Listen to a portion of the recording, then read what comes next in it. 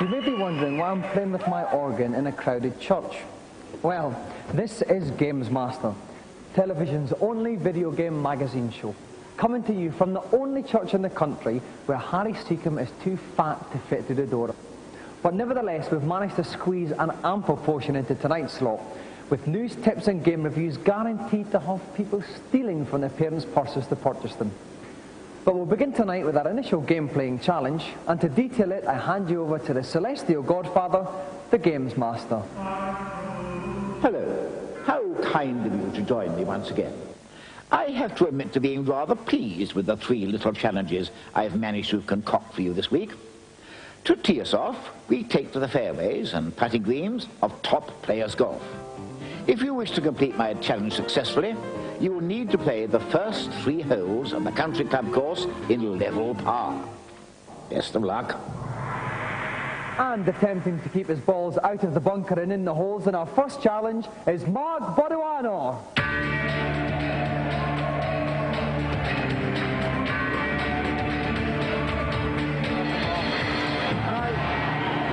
Now Mark, I understand you're a bit of a mean golfer in real life. Well, that's right. I play at Ross and White Golf Club, and I have a handicap of 4. Right, okay. Now, how do you fancy your chances on the computer equivalent? Prefer to be doing the real thing, but I'll give it a go. Okay, if you'd like to get the feel of your clubs in our hot seat, we'll get ready to tee off. And trying to keep me on the fairway is my own little handicap, Neil West from Sega Power. Welcome, Neil. Thanks very much, Dominic. Now, any general tips you can give Mark? Well, on the Neo Geo, yeah, the golf game's quite tricky.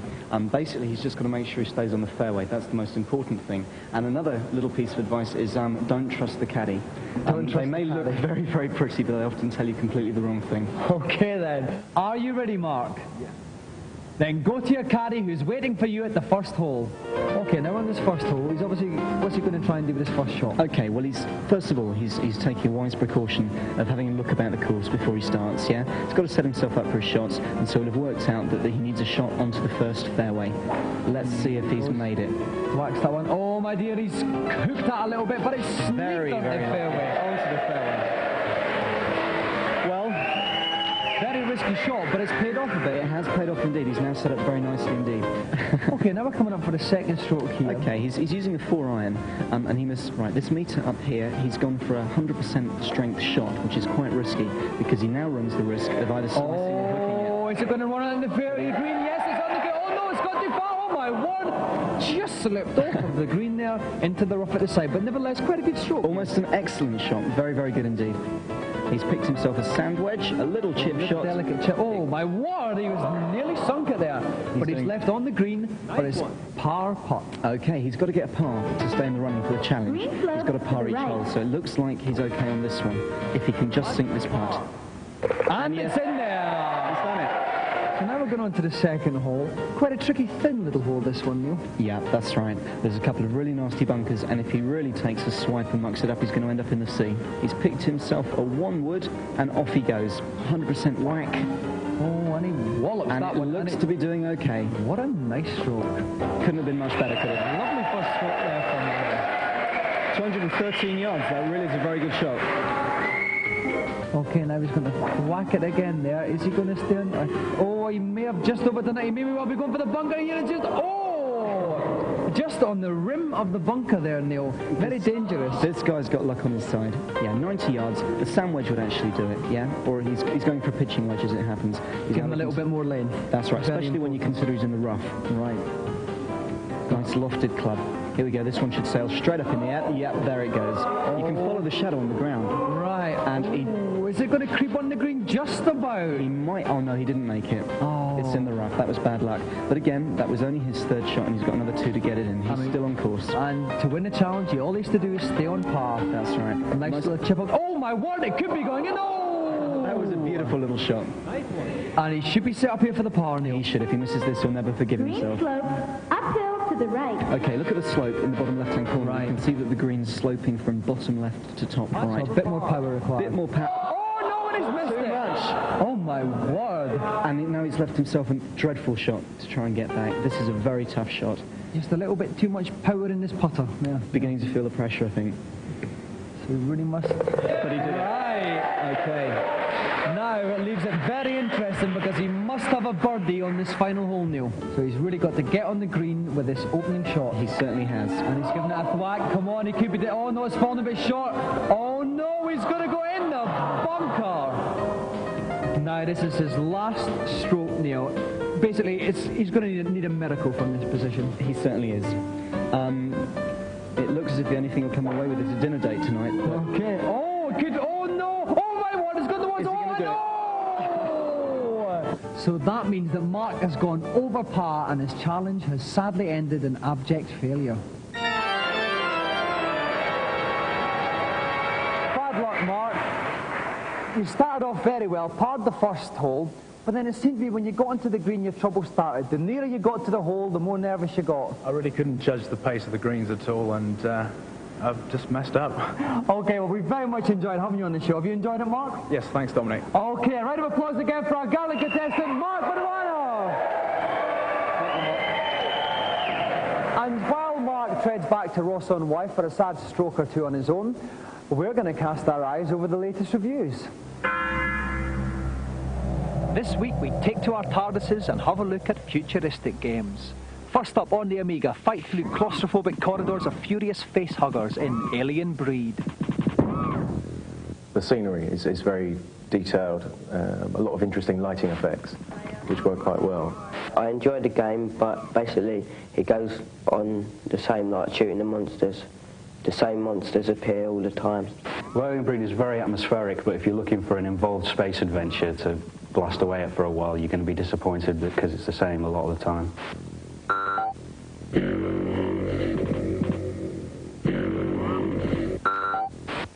Get ready! Next up, Forget Fair Play as the sport of the future comes to the Mega Drive in Speedball 2. It's basically like football with no rules, and the fact that you can beat the shit out of each other does make it far more entertaining than a straight football game. I think we can buy and transfer players is a really good idea, so you can build your team up.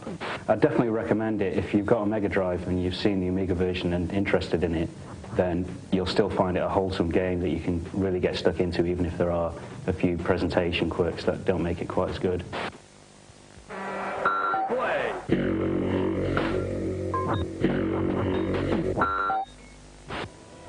Finally, on the PC, take to the stars for some aerial acrobatics in Wing Commander 2.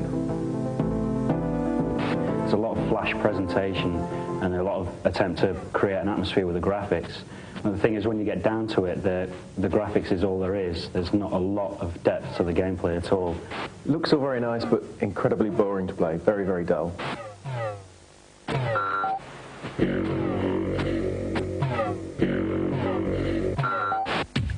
And now for this week's feature. With a cornucopia of new consoles either having just been released or about to hit the scene, console buyers face greater choice than ever before. Over the next few weeks, we'll be finding out whether these machines are the ultimate in gaming fulfillment or simply all mouth and no trousers. Today, Paul Lakin, editor of GameZone magazine, casts his peepers at the Neo Geo. Most consoles claim to have arcade style, arcade quality graphics and sound. With the Neo Geo, you've actually got an arcade machine. If you possess your own Neo Geo, you can go and play the game in the arcade, save your game position on a credit card, take it home and continue playing at home. Quite why you'd want to do that, I don't know. The machine itself is very impressive. It's got the capability to put over 4,000 colours on screen at one time, and its 24-bit processor is the most powerful available at the moment. If you're feeling rich and you're feeling like the most powerful machine available, then the Neo Geo is the one to have, but it is a lot of money.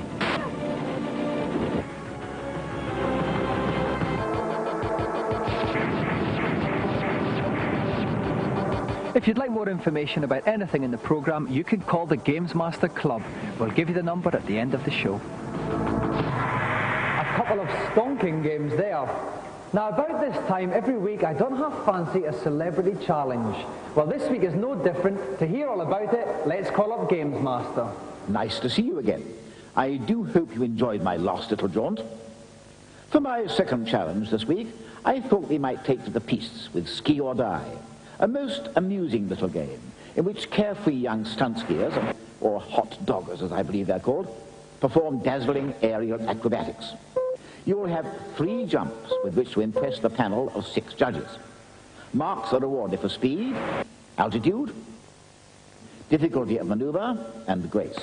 So come out spinning and reach for the skies. Well, our next two competitors are particularly suited to this game. Game players extraordinaire, as well as being masters of the piste. They're also two of the nation's most favourite DJs. From Capital Radio, please flap your hands fervently for Pat Sharp and Mick Brown.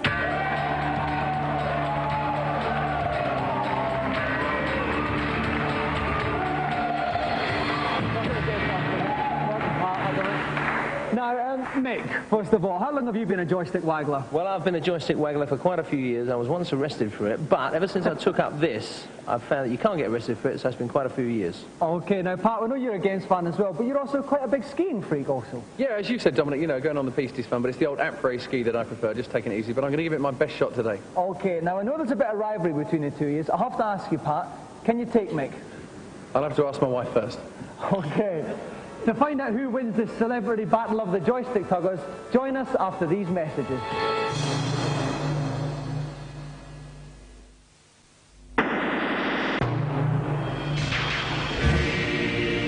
Welcome back.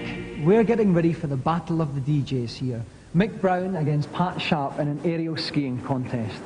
Joining me in my pulpit piste from Computer and Video Games magazine is Tim Boone. Hello, Dominic. Tim, welcome back. Any general tips you could give to our two DJ game players? Sure. The tips I'd give the guys is to waggle the joystick like hell before you actually take off, to get as far off as you can into the atmosphere and do as many loops and back spins and flips as you can. Really impress those judges. Really go for it, basically. Okay, speed, skill and smoothness then, guys. Are you ready? Ready. Okay, Mick, take your first jump. Mick's obviously going to try and get as much speed as he can. Absolutely. He's got to wiggle that joystick like crazy to get so that when he hits the end of the slope, he's off into orbit. Oh, and he's up high. It's a daffy and a double Mobius flip. He's going to straighten up. He's straightened up. What an opening jump from Mick Brown. Very, very nice jump indeed. Oh, low to high sixes. What a stunning opening jump. Average 31.9.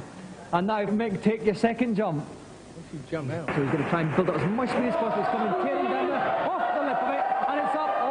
Someone's gone wrong. Oh dear. And the crowd don't like that one. But he scored remarkably highly, Tim. Why was that? It was a very clean jump. It was very fluid, but he didn't do very much. The judges are looking for fluidity and confidence as well. But they like a bit of smoothness. Yeah, but for the really high points, they like the action. Okay, then. So, Mick, take your third and final jump. This is the big one. So Mick's going to go all out here. He's battling his joystick like mad. He's going off the lip. And he's, one daffy, two daffies, stuck in a daffy, and landed. That's a safe jump. A safe jump, quite a low score, but it could be enough, an average of 13.0. So Mick's total is, in fact, a mammoth 54.5.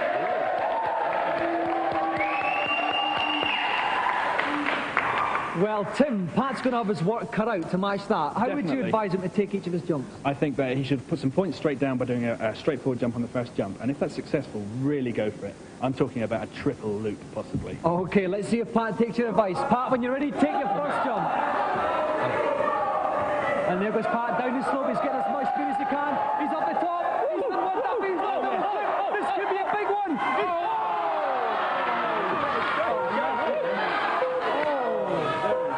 Averages 40.9 for his first jump. Tim just tried to be a bit too special, didn't he? Absolutely. At the very last minute was just too ambitious. Should have left it as it was, gone for those big points, and he would have scored a massive amount for that. Okay, so Pat needs quite a big jump here now. Here he goes to his second jump. And he's going down the wrong way. He's approaching the lip. It's a nice, pretty nice lip. One daffy, one flip, two flips. He's got to straighten up here now. And he scored low with the judges there, 7.4. Now, by my calculation, he's got to score over 30 for his final jump. Tim, is it possible? He can do it, but it's got to be something. He's got to go into orbit, basically. Right, and he's got to land safely. That's where Pat's problems are, coming down to earth. Okay, Pat, your fans are cheering you on. Take your third and final jump. And Pat's bombed in the wrong way. He's given it all this time. He's up in the air. He's done one backflip to the top, one daffy. He hasn't straightened up. Oh, he's straightened up just the time. 3.9, 3.8, 3.1, 3.8. 80.3 average. I don't think that's enough, Tim. It was a good jump, but it simply wasn't enough. He needed something very spectacular there. Okay, and the final score for Pat was 40.6. Just edged out by Mick, who is tonight's winner.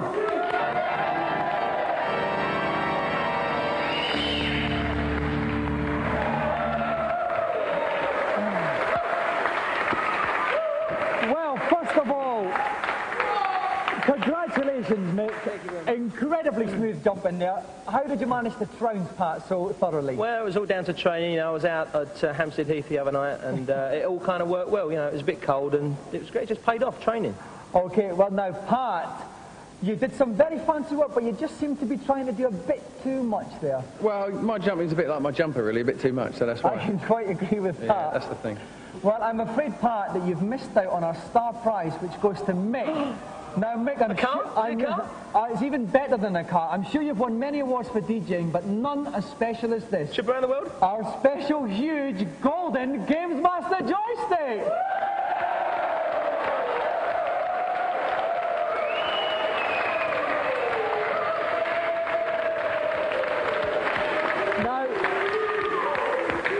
Now, Mick, you can take that home, and I'm sure you could do a lot of damage with something like that. I'm sure it could do a lot of damage to someone, yeah. So I shall gladly accept this on behalf of Capital FM, because I think, well, actually what we'll do, Pat, we'll put this in the Capital Foyer in London so everyone can come up and have a gaggle at my joystick. Okay, great. Another round of applause for Pat Sharp and Mick Brown.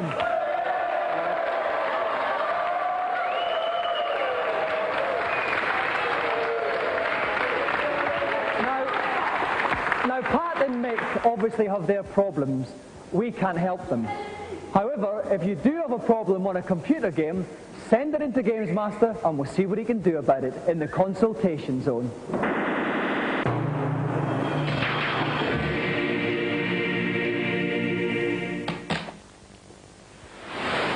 Hello, Gamesmaster. Welcome to my kingdom. I am delighted to see you. And what have you got to ask me? I've been playing Zelda for months, but I can't find the Guardian on level 7. Can you tell me where it is, please? Zelda does indeed require a modicum of common sense. To locate the particular Guardian you're after, go to the top right-hand corner room, kill hands, and then push the block over to the right. A secret passage will appear, and if you go down it, you will find the Guardian. Thanks a lot. Next, please. Hello, Gamesmaster. Hello, and nice to see you. Now, what can I do for you? I keep getting killed at the end of the Dust Planet in Forgotten Worlds. How can I destroy the Dust Dragon? Foolish boy. It sounds to me as if you've been overlooking the fact that the dragon's only weak point is its heart. Shots aimed anywhere else are simply wasted. If you stray low to avoid the razor claws and keep firing at the heart, you should have no trouble disposing of the beast. Oh, that's brilliant. Thanks very much. I'm sure you'll be very glad to see the back of that one. Next, please. I've been told there's a warp on level 1 of Snake, Rattle and Roll, but I haven't been able to find it. Can you tell me where it is, please? Indeed I can, young man, though I do feel you should have moved on from this game a long time ago. Oh, well, no matter. From the start, keep going right as fast as possible, avoiding all obstacles. Eventually, you will see a rocket. If you jump up and catch the rocket, you can walk to level 8. That's great. Thanks very much. Well, you will find it works. And that little revelation brings the session to an end. I do hope the advice is going to be of some use.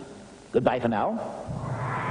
Now it's time for this week's final challenge. Let's go over to Gamesmaster to find out what it's about. The last of this week's challenges is on a game called The Rat, in which you need to guide an innocent, nappy-clad babe through a perilous maze where all manner of dangers lurk. Your task is to get through stage 1 of level 5. Anticipation is the key. If you let the child cop it, or if you dawdle and get caught by the scrolling screen, the challenge is over. Good luck. The life of an innocent child is at the mercy of your mouse finger. And here, attempting to guide his very own child through the perils of our final challenge tonight, please could you give a very warm Gamesmaster welcome to Michael Merrin.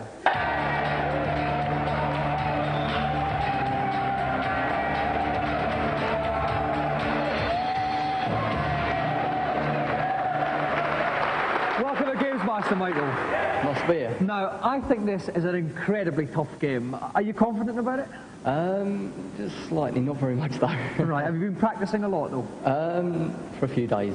Okay. If you'd like to go and have a little sit down in our pine hot seat there and we'll get ready to start the game. Sure.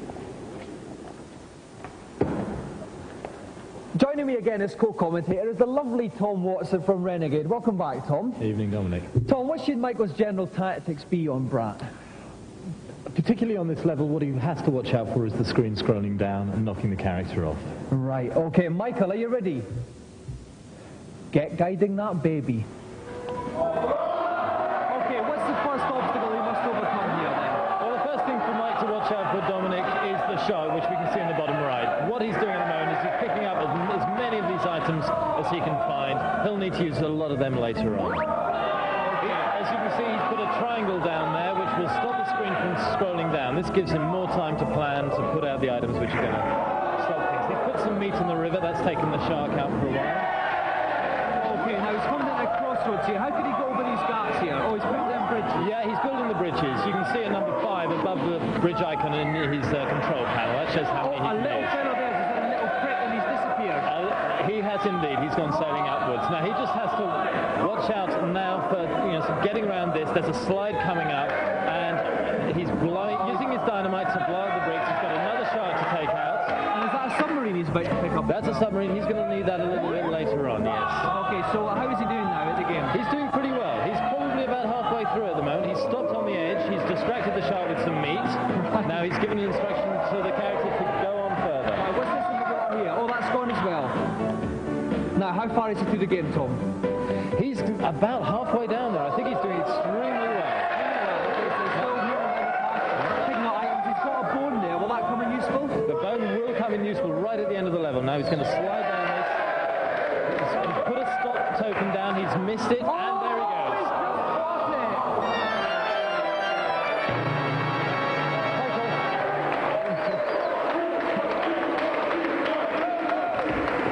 Commiserations, Michael.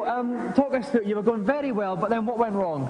Well, put a stop sign down in the wrong place where I wanted to stop, and the dog obviously came after me where I should have had a bone, so I kept going instead of stopping.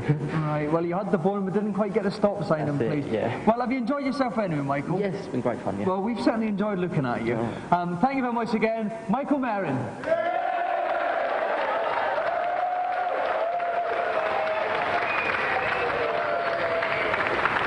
So that's it for tonight, but there's a sniff of Darjeeling in the air. So, it's on with the smoking jacket and off to the cloisters. Keep pounding the keyboard and we'll see you in 7 days. Good night.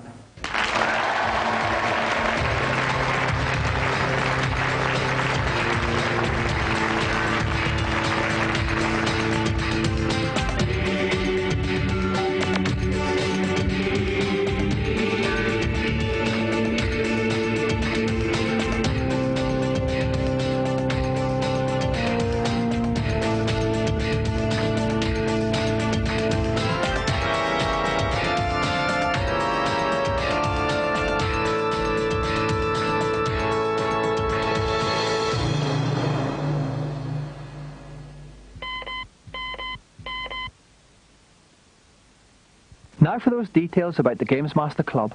We have free t-shirts, new competitions and posters with information about the show.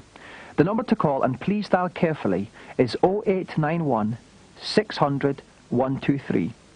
Calls are charged at 36p a minute off-peak and 48p at all other times. If you're under 18, please ask permission before making the call.